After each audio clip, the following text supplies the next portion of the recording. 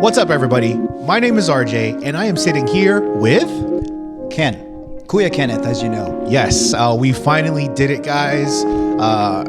If you're an avid listener of Tap Talk Podcast, I talk about my Kuya Kenneth a lot, and we couldn't pass up the opportunity of the fact that I'm in California, and so is he. He's only about, 4 or 5 hours away? Just about, yeah. Yeah, so we made it happen. We're here in my home gym, and we're doing the damn thing. What's up, Kuya? What's up, man? Welcome. Thank you for coming on the pod. Thank you for having me. Yeah, of course, dude. So, let's give you a quick little jiu-jitsu introduction. Okay. If I may. Yeah. So, my Kuya Kenneth has been training since 2005. Yeah. In 2005, I was it was my first year of college. I was 18 years old. Wow. Yeah, dude. I didn't even know there was jiu-jitsu in California back then. Nah, there were very few. Yeah. We'll get into that for sure. As of now, as of recently, you're a 2-stripe brown belt? Yeah, I got promoted to brown belt at the end of 2024. And I just got, after 6 months, as much as I wanted to avoid it, my instructor awarded me my first stripe. Nice, dude. Yeah. Nice. Congratulations. Thank you. I want to prolong it as long as I could. Yeah. That sounds like a coach I have in the Philippines. Maybe 2 coaches that I have in the Philippines. Yeah. At white and blue belt, it was like, I want to get promoted. I want to get promoted. I want to get promoted. Yeah. And once you get purple, purple belt is probably the best belt, most fun that I've had. Wow. I wanted to stay a purple belt for so long because being a purple belt, it's the best of both worlds. You're not advanced enough yet, but you're also not a beginner. So if you do some cool stuff, they're like, God dang, that purple belt's good. Yeah. If you do some dumb stuff, Like, then they're like, yeah, he still has a lot to learn. But once you go past that threshold at brown belt, you do something cool, they're like, okay, he's a brown belt. If you do something stupid, it's like, you dumbass, you shouldn't even be a brown belt. So it's a load to carry. That makes sense. So, and then black belt just right around the corner. It's just time at that point, so they say. Yeah. Yeah. But for me, I'm like, I'm not even close to being there. Yeah. It's bittersweet. It's so weird how like the color of your belt can just completely switch your mindset on something like this. Cause you said it best, man. Like, like I want to get promoted. Like I'm not like fucking jumping or like frothing at my mouth to get promoted, but I do want to get promoted, man. Yeah. You know what I mean? And I can't even imagine like a mindset where like, nah, man, keep that belt away from me. You know what I mean? People say they don't care about it, but you're lying. Yeah. Yeah. At that point, right? I've lied about it on the podcast. It's the cliche. I just want to learn, man. Yeah. Stop lying to yourself. Yeah. Right. We've all been there. Every single person have been there.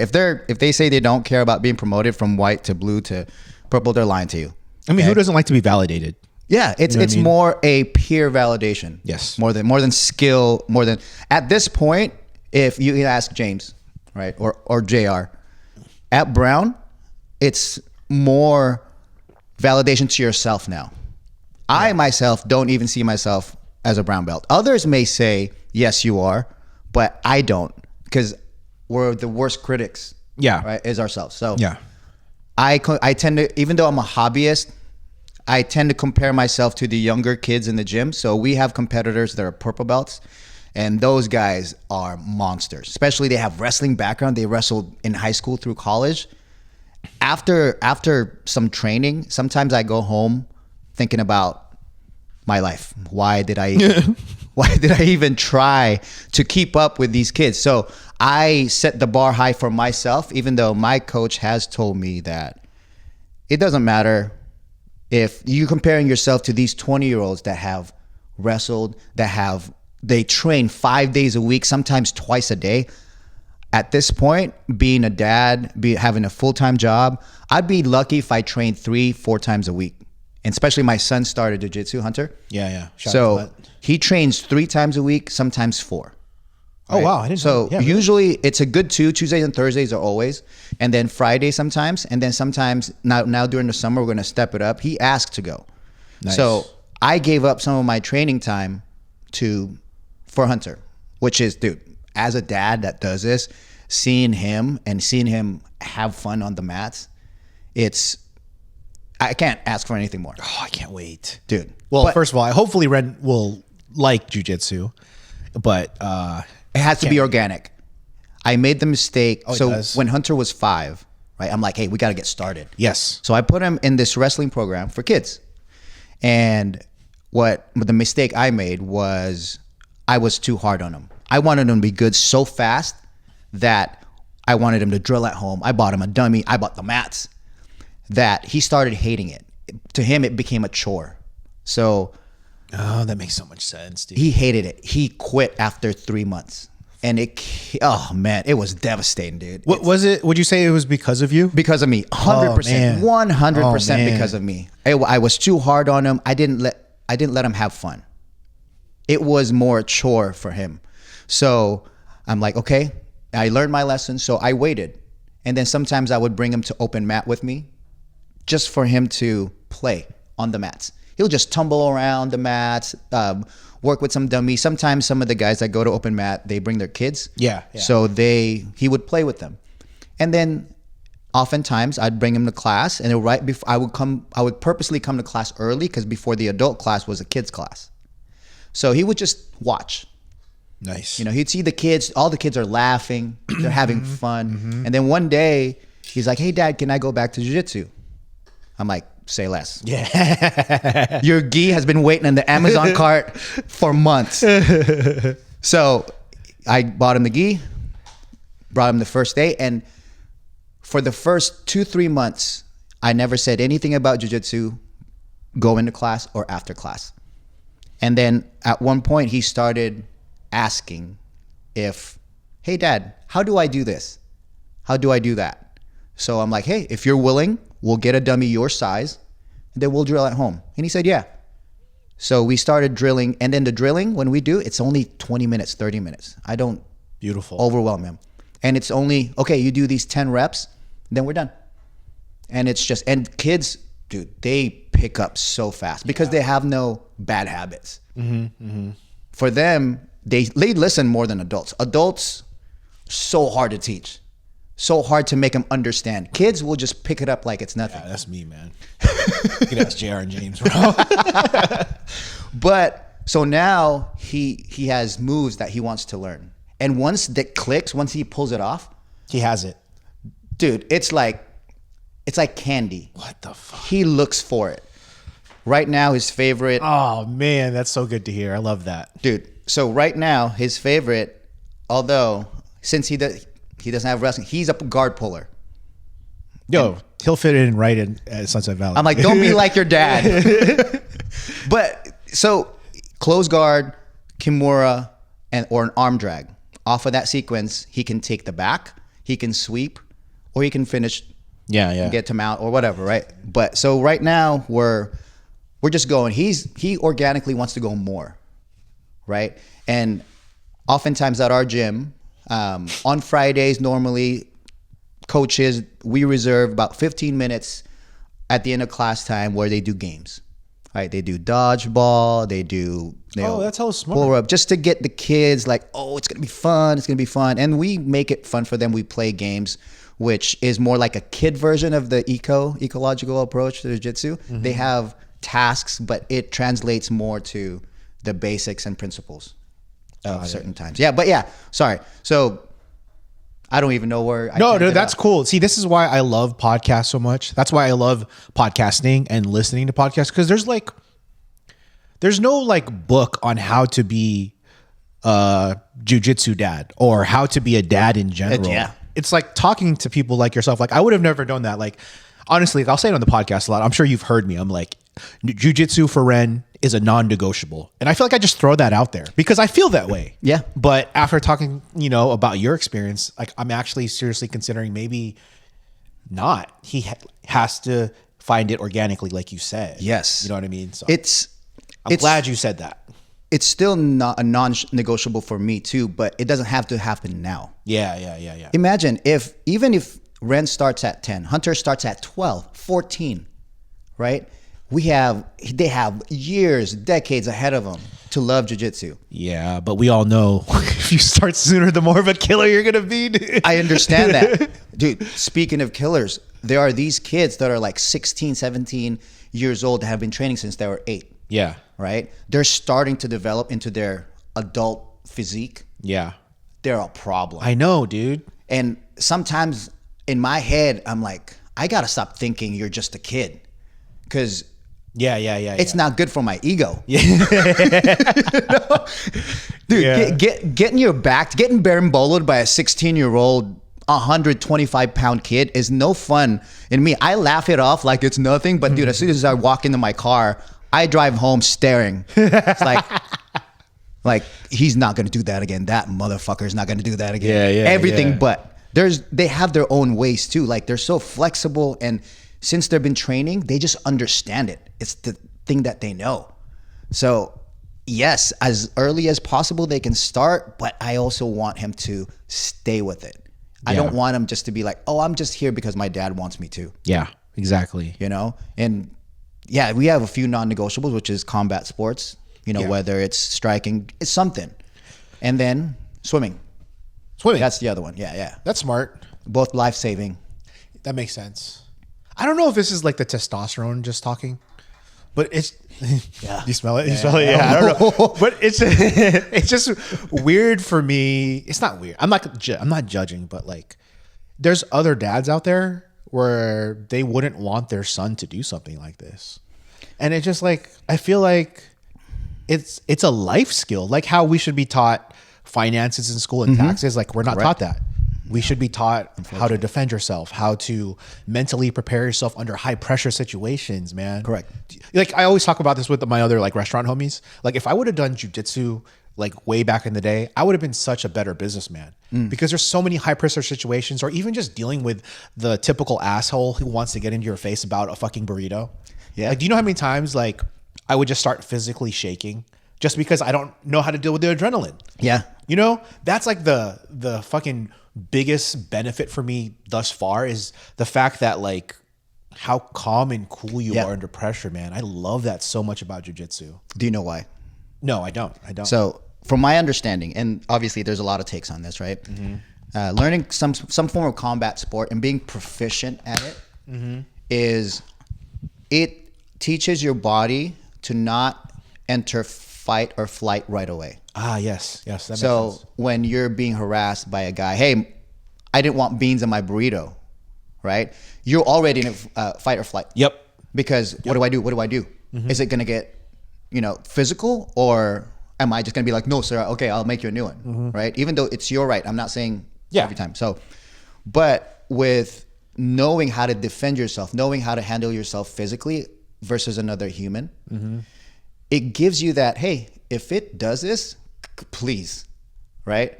I've been waiting for this day to try this stuff outside the gym. Yes, dude, yes. So just, but at the same time, you're like, that fight or flight, you don't have that much adrenaline running yet, right? So it teaches your body just to be calm, your mind especially, to be like, if it gets there, I know what to do. Yep. Just like jumping on a pool or being thrown off. Yes. Right? If you don't know how to swim, you're fucked. You're going to die. Right. But if you know how to swim, you're proficient at it, it's no big deal.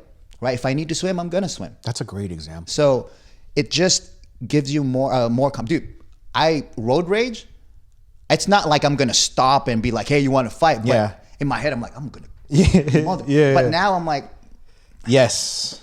If you cut me off and then you stop in the middle, you get out of your car. Go on. Yeah. Maybe I'll be like, hey, think about this. It's not going to end well for you, but I'm going to give you a chance to walk away.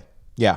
Right? Exactly. And you do it in such a calm voice, and you're not be like, you motherfucker, I'm going to fucking kick you. You're not there yet. Yep. Right? Because you don't need to go there. Because you know where that leads. Yep. You're asking him to take it there. Yes. Because you'll be like, hey, he came up to me. I just came here to defend myself. Yes. So it's more of giving you that confidence to be like, hey, I'm going to try to talk to you as calmly as possible. But if you want to take it there, let's go. Yeah, exactly. So dads that don't want their son to do this have never experienced that, or have never experienced the other side where they're like, dude, this is so calming. Yeah. I've gotten so much confidence here. That's not intimidating, but it's confidence for me that if this goes physical, I can handle myself. Yeah. Because that's the fear that most people have. If it goes physical, that's why they're trying to out talk. They're trying to out scream the other person. It's more intimidation. In the animal kingdom, you know, roosters, right? They flare up. They try to make themselves big. It's very Filipino of you that you chose roosters. Sorry, go ahead. My bad. Sorry. Like animals in the animal kingdom, they will flare up in bright colors, try to be as loud as possible, try to intimidate so they don't have to fight. Yeah. Right? But you don't see that with predators, really. Nope. Right? They're more like, let me hide. Yeah, come on over, motherfucker. Fuck around and find out. Yep. So for dads, and like you're saying, it's the testosterone too. Yeah, 100%. It drives you to be dominant. It drives you to be alpha. And to be that, you have to have the alpha qualities. Yeah. Which is physically better than the other person, mentally too, emotionally stable. So I would want, if we all did jiu-jitsu, all the guys, there won't be no road rage. Yeah.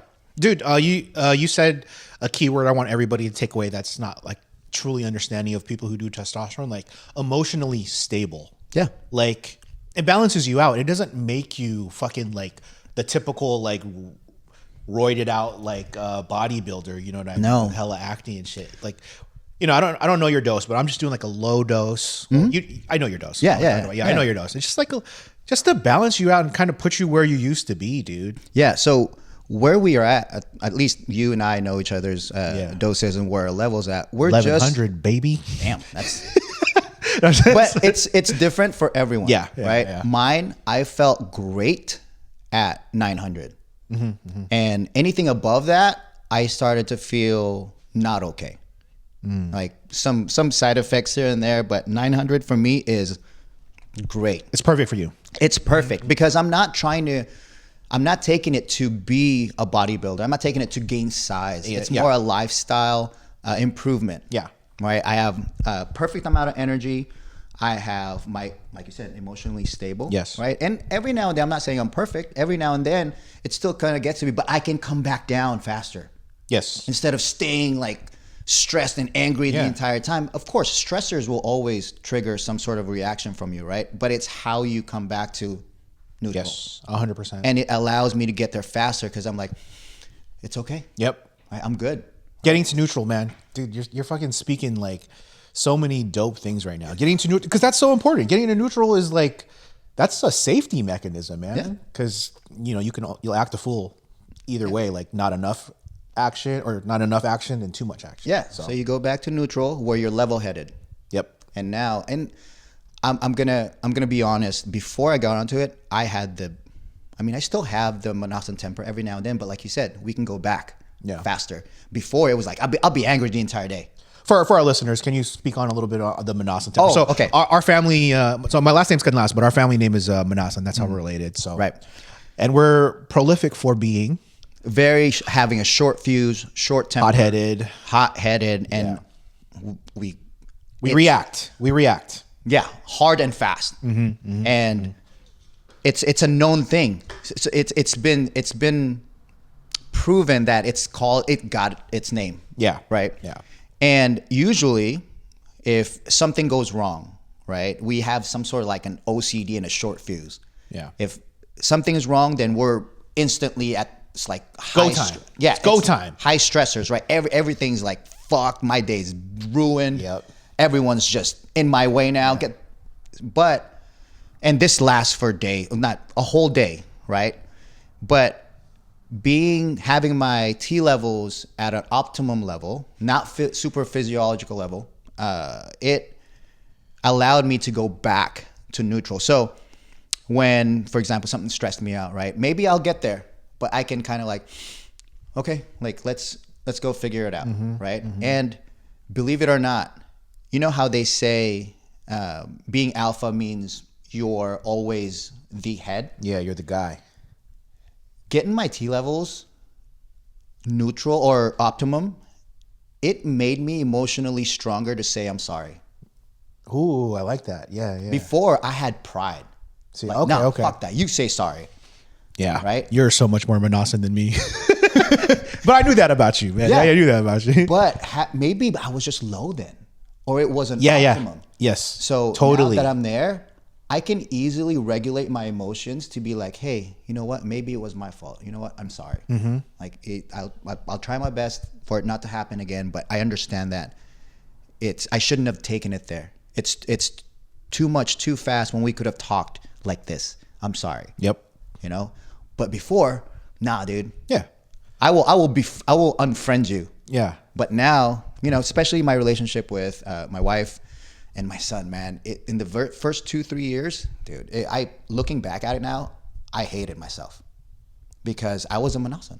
Yeah. I would go from, he just spilled something on the table. A 2-year-old, 3-year-old does that. Yeah. Right? I would yell and scream. And I'm not proud of it, but It's how we were raised. that too. It's how we were raised. Oh yeah, you were Has like a lot to do with it, I mean. Oh yeah, for sure. Yeah. I parented how I was parented. There is no course in this. Yeah. It's from experience, how you react based on muscle memory. Yep. Right. So now I'm trying to break the cycle. I think I've improved a lot where it's more like, okay, let's just clean it up. Right. No big deal. Next time, put your glass towards the middle of the table so you don't. Yeah. But before it was, dude, I would set the house on fire. Yeah. So yeah. I think being at optimum levels with the intention of having a optimal lifestyle. Yeah. Of course, 100%. You can't just you can just inject yourself and not do everything else, but I feel like it's a waste. It is a waste. Yeah. And you're doing it the right way, you will do it for the right purpose. Or if you do it for the right purpose, you'll do it the right way. Yeah. You need a good reason. Well, actually, no. Now that I've been doing it for almost like 8 months now, I don't think you need a good reason. Like everybody our age, or if you're low, regardless of how your age is, like you should be on that shit, dude. Yeah. And I guess I say that from a place of like being blessed because it is not cheap. It is not. You know how I fucking justified it? So right before I moved to the Philippines, I decided to calculate how much I spent just on DoorDash. Yeah. Like it took me, I think I went through everything. It took me maybe like an hour and I calculated to the penny. Can you guess how much I spent in DoorDash? 2023? DoorDash, yeah. In the US? Yeah, DoorDash, yeah. For the whole year? For the whole year, how much did I spend? I would, I don't know, 1,000? Okay. It's laughable, dude. Okay. Come on, man. Okay. Look at me, dude. Or imagine me 3 years ago. There you go. Imagine me 3 years ago. Shoot. So if you're door dashing every day for like $20 a day, let's just say, and for a whole month, that's a lot of math. So 5,000? Damn, I wish it was. I spent $8,357 and some odd change. That's just on DoorDash. Just on DoorDash, man. That's hella money. Damn. So, that stuck with me. Like I didn't quit DoorDash or anything, but I really like took a step back. I was like, man, I got a problem. Yeah. Like this is way too easy to get food. My health was in fucking compromise. So when I saw the numbers, there's no like curtain here. It cost about what is it, like $250 a month or something like that if you break it down per month? No, for how much me, is like, for 10 weeks, it about $250 to $300. Yeah. Yeah. There you go. So it's expensive, but if you can think of certain things you're willing to spend your income on, like why not do it on something we've just been talking about and how much it's improved our lives, dude. So well, it's an investment for me. That's how I look at it. That's how I justify it. Look, I've heard this guy, right? It's like if you're healthy, you have so many problems, right? If you're sick, you have one problem. Oh yeah, right. So it's deep, dude. Why don't you invest on yourself? Investing in yourself, it bleeds out to every aspect of your life. Family, business, just your relationships with people. Obviously there's a lot of negative connotation when it comes to testosterone in general, right? Like anything, people like there's always the fucking like outliers that ruin it for everybody. Exactly. We can't have nice things because of those motherfuckers. So if you just do it the right way, right? I get my labs, blood work taken every 6 months just because I just want to know where I'm at, especially at 42. Yes. 42. I want to experience. I want to enjoy my life with my son for as long as possible. We have young sons. Yes. We compared to traditional, right, dads, and when I had my kid in my mid 30s. Most dads, they get in their 20s, which is hats off to you. I wish I would have, but it wasn't the time. Exactly. For me. I wasn't mature enough to begin with. I probably would have left that kid inside the car in 100-degree week. Stop, dude. You wouldn't have. No, you wouldn't have. I'm just kidding. But yeah, I wasn't emotionally mature. And at the time, that I would have probably been worse where I am today. So I think God had a plan for me that this was the right time. This was the right woman. Mm-hmm. So, and it worked out. I wouldn't change anything except maybe start jiu-jitsu earlier.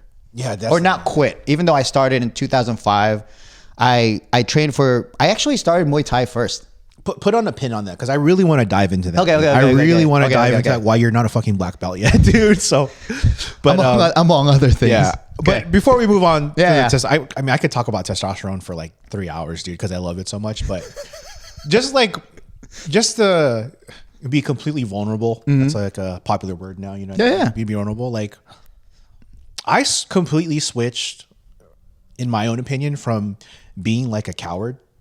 Like, if I'm to like look at myself. Mm-hmm. So let's say I this was before testosterone. My mindset switched from like, damn, dude, I think I have to protect my family. Fuck, what am I gonna do? To like, I cannot fucking wait till I have to protect my family. You know what I mean? Like, like let's fucking go. It's a combination of the fact that I'm more mature. I suck at jiu-jitsu. I have like barely any training in Muay Thai, but like just having those years under my belt has completely changed my mindset from like, let's fucking go. Cause I will always move my family away from danger. I will never like just to test it out, put them in there. Yeah, no way. But like you said, if there's a time where I get to protect my family, it's like, bring it on. Yeah. I never thought that way ever, dude. It makes me think like maybe I've been fucking with low T since I was in my 20s, dude. Yeah, you know? Yes. It not that I don't think we had low T then. It was just not in our mindset. Yeah. Wait, I don't want to interrupt you, but this is like a good point before I fucking do it. Mind. So you were there. This is a moment. So back in the day when I was in college, me and my boys, we used to throw like parties, crazy parties. Man. There was 5 of us. Shout out to the SIP boys. We were living in Sacramento at the time. I think this is like 2007. So this is way back, but we would throw these crazy parties. I actually feel bad for my neighbors now that I'm older. Like, we were fucked up, dude. But anyways, so my boy Jeff was throwing his birthday party. I don't know if you remember this, dude. I was there. So we had kind of built like a lore with our parties. Mm-hmm. So people would crash our parties all the time. And this was at the peak. So, dude, these like high schoolers, they showed up, and I'm not even exaggerating. I think they were high schoolers, but like there was at least 20 to 30 of these kids ready to show up to our party and hang out. But it was Jeff's birthday, and we didn't know these fools, and they were youngins. So Jeff went to approach them because the rule is if it's your birthday, you handle the crashers. Mm-hmm. Okay, so we always bring like a token white guy just in case it's the cops or whoever. So it was Jeff, and I think my boy Mike Galley. They approached the door, and then Jeff was being hella cool, dude. He's a little bit drunk. He's like, hey, we don't know you, this, that, and the third, and like, just step out. This fucking kid socks Jeff in the face, man, out of nowhere, just for turning him down. And you were there, but you showed up like before. You showed up after that altercation came, so we snuck you in. I don't know if you remember this, but and then so Jeff comes in because he was drunk, right? He's like, oh hell no, dude, this motherfucker like punched me, like it's time to go. And there was probably only like it was only guys at this point. There was a couple of girlfriends, but maybe there was like 12 of us in there. And then everybody started rallying up the troops, and like it was like fucking 300, dude. We were like at the door, ready to go. I was at the back. Thinking like, this is fucking gay, this is stupid. Like, even though I was being the gay one, dude, not wanting to fight. And I think that's why you were calling it that. And I was hella scared, man. I was hella scared, dude. I was being hella pussy. So like I was behind everybody thinking like, I have to back up my boys. Mm-hmm. So, but my thought was like, okay, this is what I'm gonna do. I'm gonna play dead, and then I'm gonna fucking attack somebody, dude. Like it was just I never had that in me, man. You know what I mean? It's because the lack of confidence. Yeah. Of the ability But to. do you remember that? Sorry, I keep I interrupting do. you. I keep on interrupting you. No. It's all good. And I say this because you were in the front lines.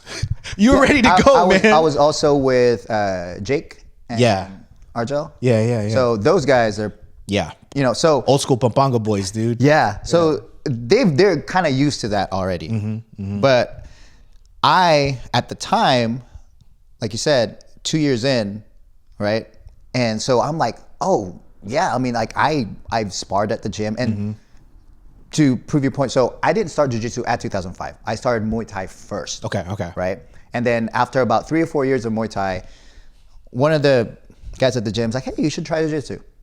I'm like, that's gay. Yeah. Why would I want another, cuddling with another man down there or like with his crotch in my face, this and that? I'm like, that's gay, dude. He's like, just try it. And I did. From that point on, I'm like, bro, I couldn't do anything because in Muay Thai, I can land a lucky punch. I can land a lucky kick, a lucky knee, whatever, right? I can just flail around and one of those is gonna hit. But there is no lucky triangle. There is no lucky armbar, right? So I'm like, dude, I felt helpless. Yeah. There was this, and it's a common theme for folks that there was this 120-pound female, and this was true for me. I'm like, oh, I should take it easy because you look so fragile. And then next thing you know, she gets me in a triangle. I'm pissed now. This is when I was not confident in myself yet. I was like, oh, fuck that. Yeah. Nope, she kept doing it over and over again. It must have been a 5-minute round. She must have tapped me, I don't know, like 7. Yeah. And then I think the last minute, she just felt sorry. she just didn't do anything. Yeah. So yeah, it's more your mindset now. Now you're more ready. I mean, same thing with, like you said, the Spartans, right? Yep. They train before you can become a Spartan because it's not everyone can be a warrior, right? It's not like you're just recruiting farmers to fight for you. Yep. Those farmers are not gonna. You see them in movies all the time. They're like in the back with just a pitchfork. That was me, like, man. I don't know what to do. I used to be a farmer. Yeah, but I just can't. I just have to be here. Yeah. Right. Yeah. But the other guy's like, nah, dude, we're doing this. Yeah. So I think it's a mindset that it's given you, and protecting your family now is one of your top. It's like one of the most important things you have to do as a dad. Yeah. It's your fucking role, dude. But at the same time, for me, when I'm with my wife and you're out there and Hunter, it's more like, you know what? Go ahead, sir.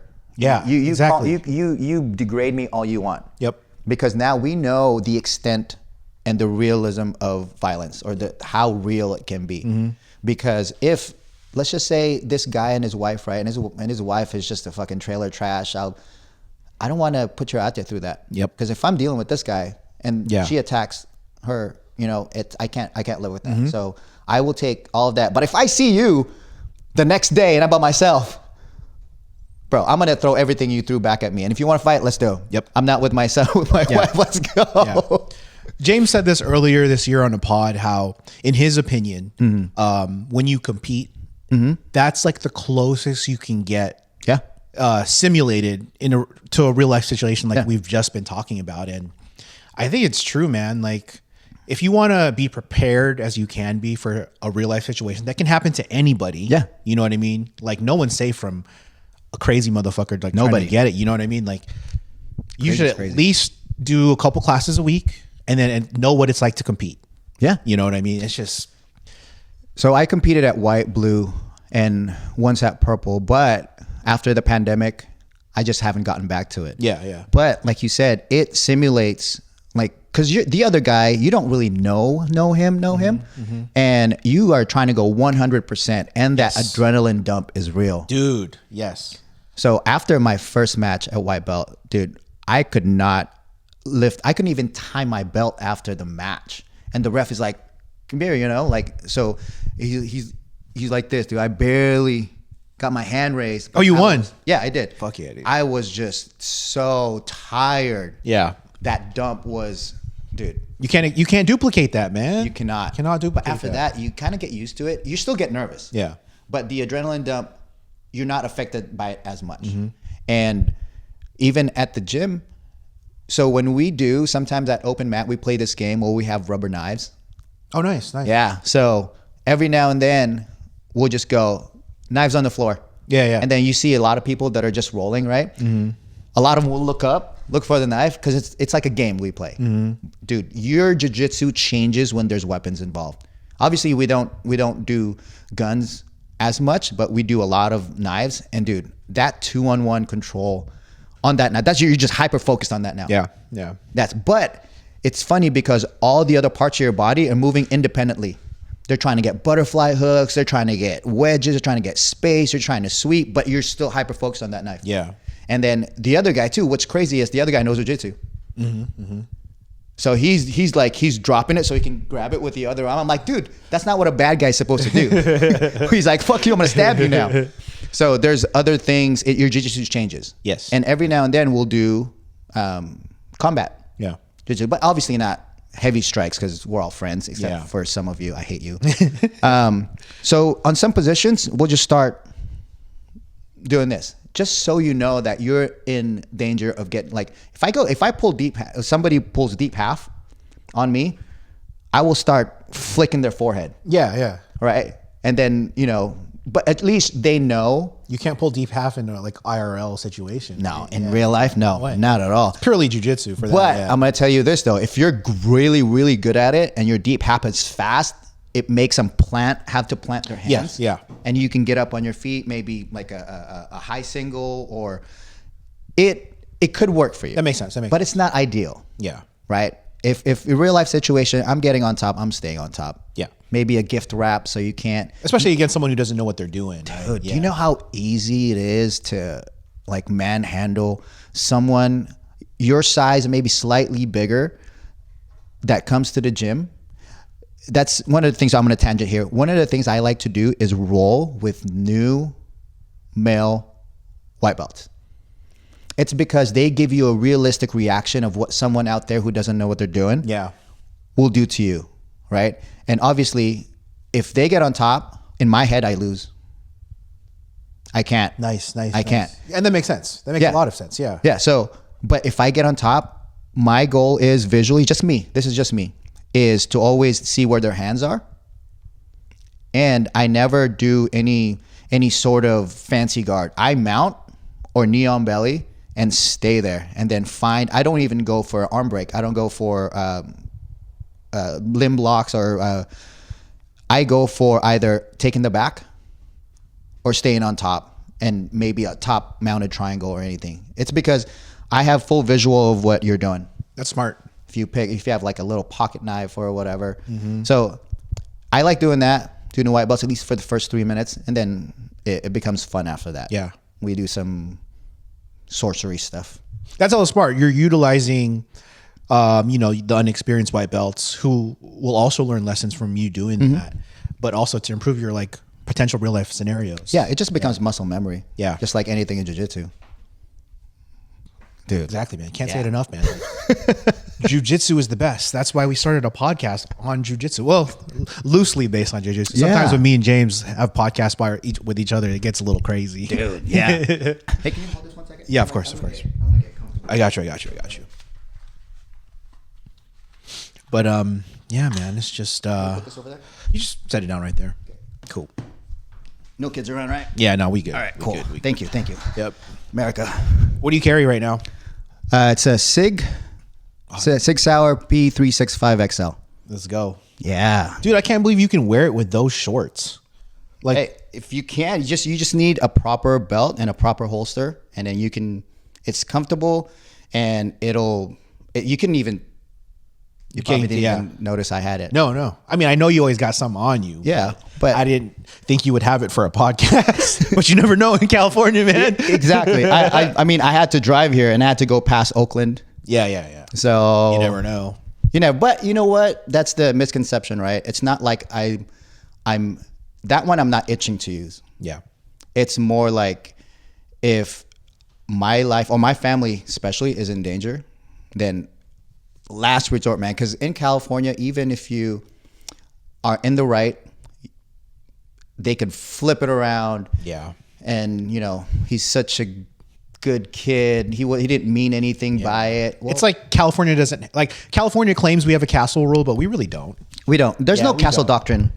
Don't we have one California. here? No. No, so we don't. We See don't. that? No. Even though every state should have that.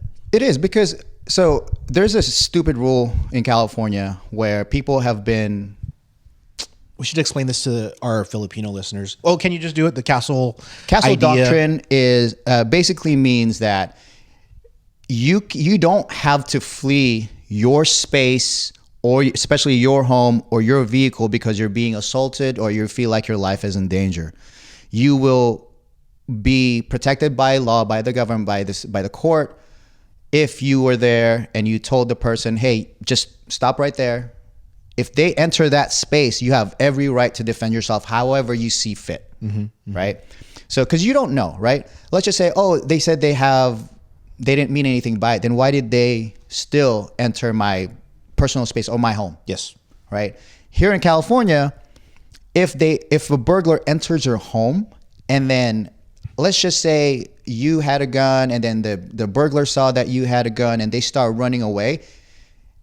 If you shoot them in the back, you're done. Even though they're still inside your home, you will be prosecuted. Yep.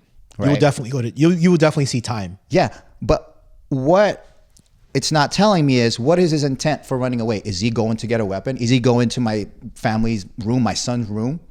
Right? Which way is he going? I don't know. I'm not going to wait. Yep. I'm not going to wait and find out. Yep. You know, so if you're inside my home, you're not even supposed to be in there. Yep. Why are you even here? Especially with an aggressive manner that whatever you're trying to portray. It's I don't know. Yep. I'm not gonna find out. Yes. So it's a stupid rule or a lack of. Yeah. And for anybody who's not familiar with guns and maybe even thinking like, why would you even need one? Specifically with the Philippines, because the gun rules are very different over there. Yeah. I can provide for you right now 2 real life situations. I'll give you a quick nutshell version of my own. I have a family friend who had retreated all the way to the second story. So he was in his room on the second story. He retreated outside of his fucking window onto his roof. And he just did the right thing in California. You just wait and hide. Guess where the bad guy ended up? Up there? Going onto the roof, dude. Going onto the fucking roof. Had to put him down. So I don't know if you mind sharing on the pod. We cut it out, but I'm sure you can provide something you told me last year. Wasn't there a situation where you were compromised in your car with your family? Well, are you okay to share that or no? It's okay. Yeah, that's fine. Cut it out, yeah. So, as many of you or ones that are at least watching international news, there have been instances where there's protests. Yeah. Right. And sometimes when you protest, right, the right way to do it is not be an inconvenience to anybody. But here they do it. They block roads. They block freeways where you can't really go through. And if you try to go through to get to wherever you're going, they are very hostile. They won't let you through. And sometimes we have to go through that road. There's no alternate route. Yes. Right. So there's been times where I've had to make a decision play a scenario in my head that if anything happens, because they do get aggressive. They start breaking your windows. Yeah. Right. They start stomping on your car and doing all that, like the takeovers or whatever you call those now. I can't. I don't know what I would do. I honestly don't know. I honestly don't. I can't. It's a lose-lose situation. Yeah. Unfortunately. For me. Yeah. And even if you just drive through them, like they're like, oh, your life is in danger, just drive away, right? Don't get out of your fucking car. Don't do that. Some people get out. That's a huge mistake. No, what are you gonna do? Talk some sense into them? Stay in your damn car, man. They're already just not thinking correctly. So yeah. Sorry, man. No, you're good. Yeah, dude. But yeah.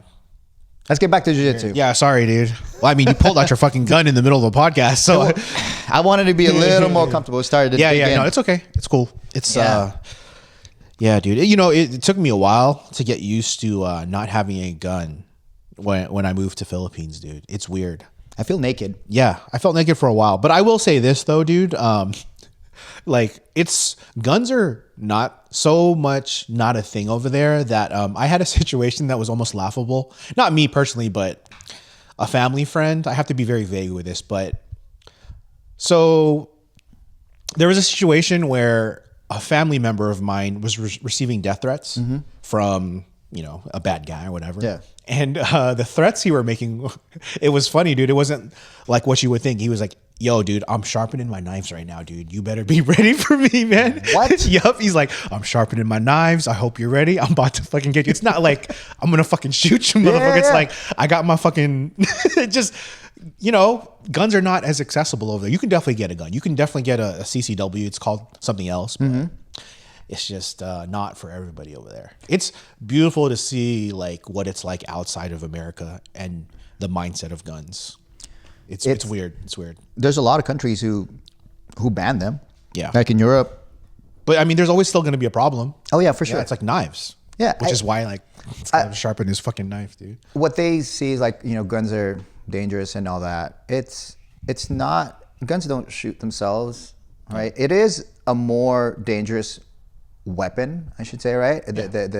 The physical damage it could do is a lot worse than just a knife. Yeah, it's but more finite. If we have good education on firearms and how to handle them properly, right? It would be, I think, a more polite society. I agree. It's just not. If someone has potentially be carrying, you're not going to easily just escalate stuff. Yep. Right. So it's a little more. It keeps everybody at bay. Yeah. Yeah. It's just like if everybody knew jiu-jitsu, right? Even when someone comes to the gym, right? You're not, and you don't know them. Let's say open mat, right? We have a visitor and you don't know. So you're not trying to be the asshole to this guy because this guy could easily dismantle you. Yeah. Right. So you're more polite. Right. Same thing. If I'm going to visiting a gym, I'm not going to try to be mean, do dick moves to everyone because I don't know. So it translates directly outside to society. Yep. I open this conversation to any of our listeners, man. If you disagree, love it. Let us know, man. Yeah. I'd love to hear your point, man. We're just two silly Filipino Americans who love guns. That's all. I just want every tool available for me to be able to protect my family. Yes, sir. I don't want to be limited to, you can only use fists. That's dumb. Yeah. That's called boxing. Yep. Man, it's really just that simple. Yeah. It's that simple, dude. Yeah. I'm going to be responsible with it. Yeah. I keep it locked when it's at home. My son knows, and I've educated him early enough so he understands what firearms are and how dangerous they can be. He knows what to do. He knows he's not allowed to touch them. There'll be a time when he comes of age where I will start teaching him how to use it because knowledge means responsibility and he'll be safer knowing and understanding it. Yep. And I'm sure you can trace back any of these horrific accidents with kids to poor parenting, man, and lack of education of lack of how education to be safe with a firearm. Correct. Yep. Absolutely. But anyways, man, 2005 was 20 years ago. Damn. Right? Why are you not a fucking black belt right now, dude? What's going on, man?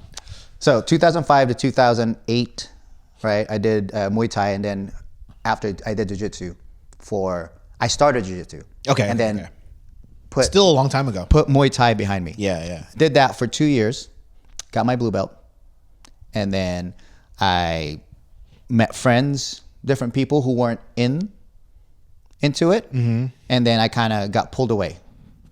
I was young. I was in my 20s. Instead of training, I'd rather go out. I was also a huge basketball fan. Yeah. If you remember. Oh yeah. Like we still are. Yeah. But so I stopped it. It wasn't something that I wanted to do for a long time. It was just something I tried. And then I kind of liked it. I would train 2-3 times a week, but I didn't take it seriously. So I stopped. 2010, I stopped. You were at blue still? Yeah, I stopped right when I got my blue belt. I got, just like any other blue belt out there, responsible blue belt, we quit. Yeah. So I stopped literally at 3 months after getting it because, that's all I needed. I I felt like that's all jiu-jitsu. Yeah. I'm already an expert. I'm lethal at blue. Oh, dude, very lethal. I carry that thing everywhere.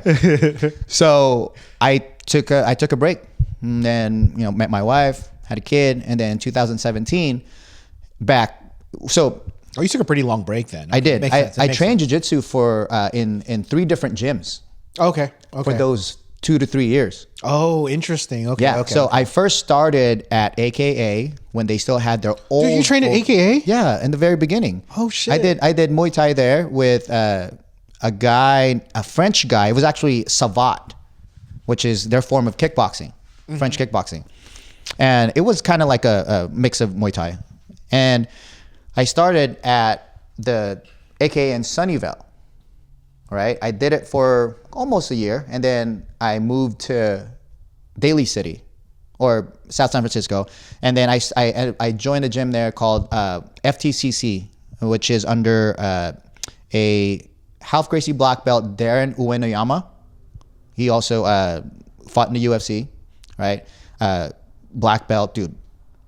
Great back takes, fucking back take, rear naked chokes. So I did that, and also did Muay Thai there alongside. There's a Thai man, very sweet and dangerous. Did that, and then also when I moved to Mountain View, I moved to another gym it's called a Luta Livre, which is, I guess, like a no-gi variation of jiu-jitsu. They're also from Brazil, but it's called Luta Livre. I joined that gym, and then that's when, after that, I stopped again. And then met my wife, moved to Hanford, and that's when I started going to the gym that I'm currently in, which is Vitruvian Martial Arts. I've been there before. Yeah, in Visalia, California. My head instructor is a black belt under Dan Camarillo, which is a black belt from Ralph Gracie. Yes. Camarillo's a fucking savant in jiu-jitsu, dude. So there's 2 brothers. Right? There's Dan Camarillo, which is my lineage, and then his brother, Dave Camarillo. Mm-hmm. He's the guy that was the head jiu-jitsu guy at AKA for a long time. Okay. And then now he had, John Fitch under him. And then now he has his own gym or his own jiu-jitsu, guerrilla jiu-jitsu. Fun fact though, he's the guy who coordinated all the stunts. He's a stunt coordinator for John Wick. Oh, nice. 3 and 4. Hey, yo. Dude, yes. Sick. So they're both instructors are judo based, but my head instructor Dan, he's called the Arm Hunter. Oh wow. He's arm bars. Nice. So yeah, in 2017 I started. I told my coach I got my blue belt about 10 years ago, but I want to start at white again. And he's like, "Are you sure?" Interesting. Yeah, he's like, "Are you sure?" Because it's been 10 years. I don't know. I want to start from the very beginning. Okay. So, and then I did. He let me. And then, but I picked everything back real quick, like especially the basics. Yeah. Right? So within a year, he gave me my blue belt back. Okay. Right? And then I spent 2.5 years at blue belt, and then another 2 at purple, and then I just got promoted to brown. I wanted to stay at purple for a long time, man. That was a fun belt. I got a question for you. So when you demoted yourself, would you allow, or did the gym know you used to be a blue belt? I mean, my instructor knew. Okay. I bet you he told the other instructors. Yeah. But it's not like it's something I purposely tell everyone, "Hey, I used to be a blue belt." Yeah, okay. So just in case I suck and be like, "You were a blue belt?" Interesting. Okay. So yeah, I move up the ranks pretty fast. Yeah. So, but he actually gave me like 3 stripes right away after 6 months. Okay. Because I wasn't, how white belts, they don't know a lot of things, right? Yeah. But I was able to pass guard. I had the basic understanding of grappling. Gotcha. Yeah. Oh, I like to ask this with a lot of our guests or other upper belts. Just some white belt tips. Yeah. What are you focusing on as a white belt if you're just training in 2025? So if I was to have 5 white belts, and I will coach which you're about them. to have today. Oh. We're doing a little roll after this. And I'm coaching them from the ground up, right?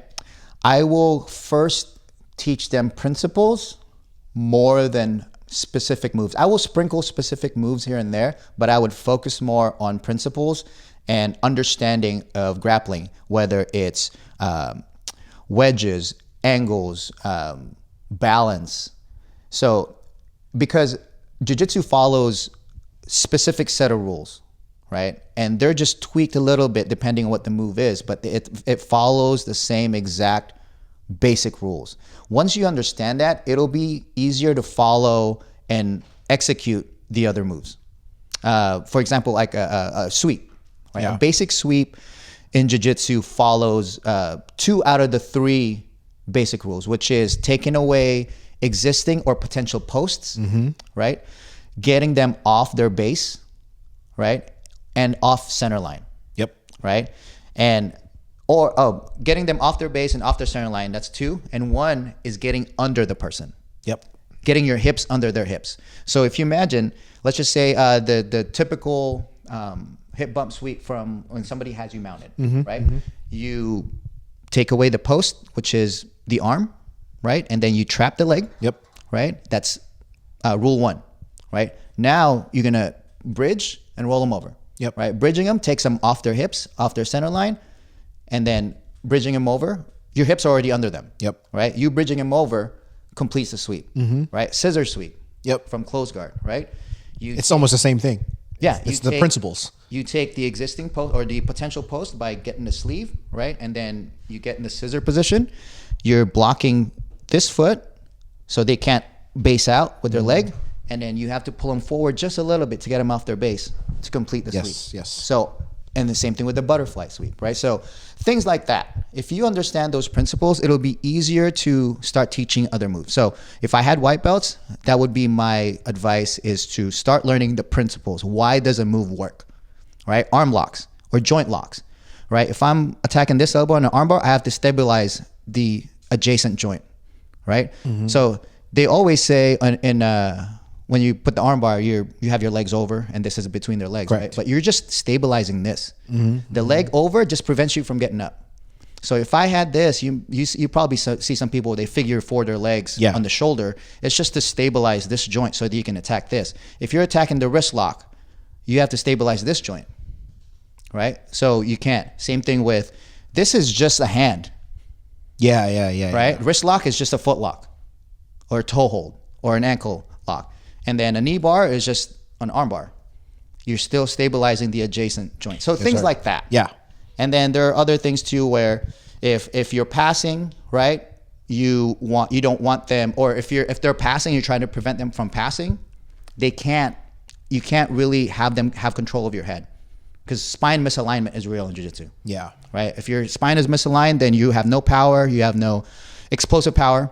So if you prevent them from grabbing your head, right, you'll be able to do other things. You're stopping them. So defensively and offensively, if you're learning principles, then that's what I would teach the white belts. This very much sounds like the approach that James takes with his classes, and I've actually featured you on one of our podcasts. I asked your opinions on eco and everything. So I'd actually like to dive into that a little bit. Yeah. If I'm not mistaken, you're very much into eco right now and how you coach your kids. It's a mix of both. Okay. Yeah, eco works great with kids because it's a game, right? It's a game that has rules and constraints. So for kids, it's hard to explain to them. For let's just say passing, for example, right? If passing from half guard, if I'm trying to pass from half guard, if I don't have what I call inside position, which is an underhook, right, it's going to be difficult for me to pass. So I make a game for them. It's like, hey, this is the game, right? Let's start from open guard in a supine position where they're laying on their back with their feet on their hips, right? So if I'm trying to pass and I don't address these first, right? If I don't move the legs out of the way, then I'm never going to be able to pass. So the kids' game is you do whatever you can, right, to control the feet without your opponent being able to have connection to you, right? If you eliminate connection, then you can move them freely. So once you get past the hips, you win, you reset, right? So for the person on the bottom, their goal is to try to maintain connections to either to the foot, to the hip, whether it's a De La Riva hook or just an inside control.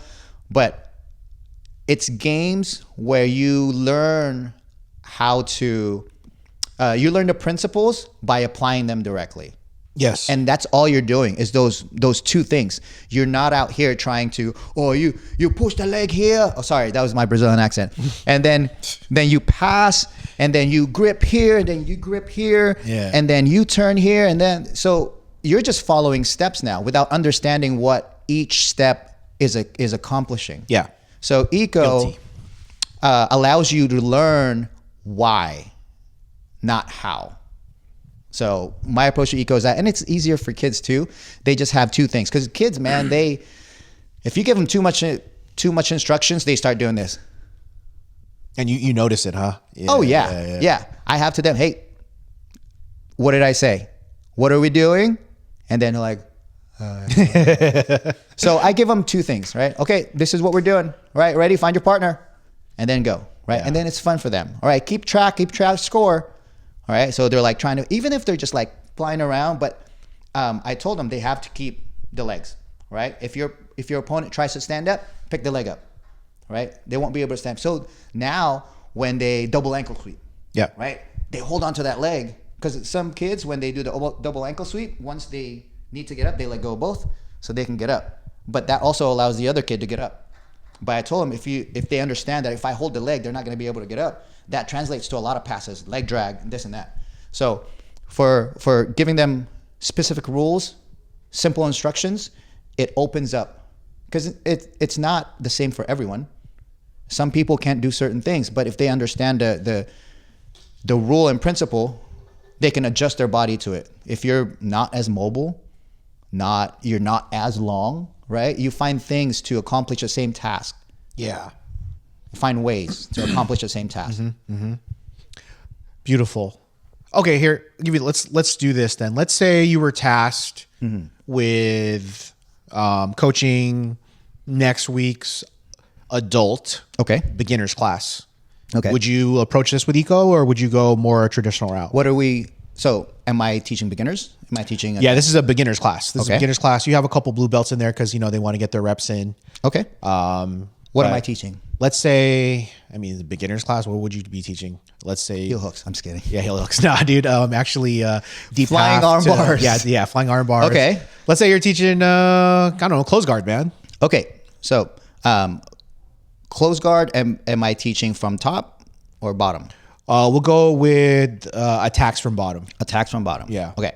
So I would start with, think of the close guard as an upside down mount.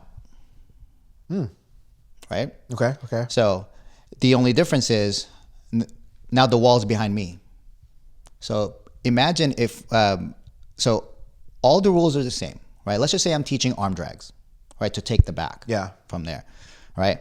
My goal is, right, we're going to start with this rule, okay? You're going to have somebody in your close guard, okay? Your goal is to get 2-on-1. Yeah. 2-on-1 grip, right? And then after that, all I want you to do is use your legs to move your opponent to the opposite side of the arm that you have control over. Yes. So that's the first game, right? They'll understand that they can use their legs to tip. Once you have a 2-on-1 grip, now you can freely move the other person with just using your close guard, right? So this will teach them that, because a lot of people, beginners especially, they're having a hard time breaking posture because they're trying to pull, right? But if I'm over and then they're not using their legs to do it, it's going to be a lot harder, right? So that's one. The other one is, my goal for the person on bottom is just to get their elbow across my belly button to the other side. That's it. Using my legs and using that leverage, right? When that goes along with any kind of arm drag, whether it's the one that you grab behind the tricep, or the one that's a 2-on-1, or the one where you lift your hips up and then you move it over. Yeah. All principles are the same. So once you get the arm drag, then we'll teach how to climb to the back a lot more efficient. But that's how I would start the class. It's just very simple things, like break it down. Yeah. The other way too, if it's a submission, I start them at the submission. before getting there, like the finishing mechanics. Because I've noticed that, especially with kids, right, that if they know they can finish a submission, they will find every possible way to get there. Because the opposite is you get there, but you don't know how to finish it. You're not confident in finishing it. Yeah. Like you lose, like, oh man, you know what? I'm just going to give up. Yep. I'm not going to get there. But if you have such a high percentage of finishing it at that, you will find every way to get there. Yep. So sometimes I teach it in reverse. Oh, dude, that makes sense. It's just mindset too. Yeah. So like the arm triangle, right? From mount or whatever. If I get there and I'm like, oh, they know, because a lot of people, they get there, but they don't know how to finish it. Yeah. They haven't had a lot of reps in finishing it. Yes. So if we spend majority of the time finishing it, fine tuning the finishing mechanics, they will try everything to get the arm across just so they can get there, right? Whether it's good technique or not, right? Submission is our goal, right? So they can fine tune how to get there later on, but if they're confident that they can finish it, they will go there every single. It's like the watering hole. Yeah. You will find it. Yep. To get there. So that's usually my approach. Obviously, it's not the only way. It's not the only right way to do it. There's many ways to skin a cat or dogs, if that's in the Philippines. But if you build it, they will come. You know, you're making really good points about the ecological approach right now, specifically about the arm triangle, dude. I was literally in that situation last week. You know what I mean? So, well, it's just interesting to see because you know, like I'm so blessed to meet different coaches. Yeah. Like, I mean, just at Sunset Valley alone, 2 different approaches between JR and James, and then I'll train in Woodland when I'm here with Coach Sean. Shout out to Coach Sean. He listens to the pod. And you know, I don't know if this is like he's just like kind of dabbling with the eco approach and just learning about it. And it's cool, man. It's such a interesting conversation. I love to see the polar like discussions. Some people hate it. Some people love it. A few people in the middle. You know what I mean? I'm more in the middle. Yeah. I'm a traditionalist at the same time because that's how I learned. But I'm also starting to see that's how I broke through plateaus. Yes. Is through understanding the principles. Because before, like, oh, I get the armbar, this and that. But then more advanced people started defending it. Yes. So I had to figure out a way to try to finish it without sticking to the traditional rules, right? But once I understood, hey, I could still do it without having all these check boxes, which then I started to realize I didn't really need to check all these. I just needed these major ones. Yes. Continue. Okay. Continue. Yeah. Keep on going. So, for me, it's more the understanding the principles. Yes. It allows me to teach it, and it's Oh shit! My bad. trying to kill him. No, I don't know. Oh, that was Robin, dude. That was just like weird timing, dude. That's weird timing. Yeah. So it's a lot more difficult, or it's a mix of both. Yeah. I still believe in drilling. Okay. In drilling, because it's getting your body used to the movement, and with the eco approach, movement plus mental exercise I think it's a perfect combination. I wish we would have started earlier because, man, this is like probably one of the most fire pods I've had in a long time, man. Man. I was late. That was my fault. No. I wish we could have started earlier, man, because we could have gone for another couple hours. But we're going to have to wrap it up for now because we are actually about to roll in about 20 minutes. We got to set up the mats and everything. Yeah. I appreciate you coming on, man. Thank you for having me. Hopefully we can get you to the Philippines to meet like everybody at Sunset Valley. I talk about you way too much ad nauseum. So, I just want to see who wins between you, JR, and James, dude. That's the white belt in me, man. You guys are all brown belts right now. I'm also excited to do that. Yeah, go. That's okay. What's up, Rob? Oh, yeah. I know. You look great. Thank you. Thank you. Testosterone. I'll show you my secret. Yeah. The sauce. Yeah. So I'm excited to hopefully within the next 2-3 years. I also want to bring Hunter there. Yeah, just sneak out for like 1 week, man. 1 week. It sounds dude. impossible, but I know you can do it, man. Dang, that's like a $2,000 1 week, huh? Not if you fly Eva Air. You could get not right now. Spirit? You have to go fly in during monsoon season, and you'll get maybe like $800 round trip.